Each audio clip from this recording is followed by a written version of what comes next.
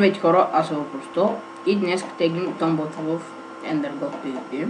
Както обещах на 60 сабскрайбера ще я изтегля. И да, достигнах тези сабскрайбери, за което ви благодаря. И да, нека да видим кой е печелившия, който ще спечели томбата. Айде така.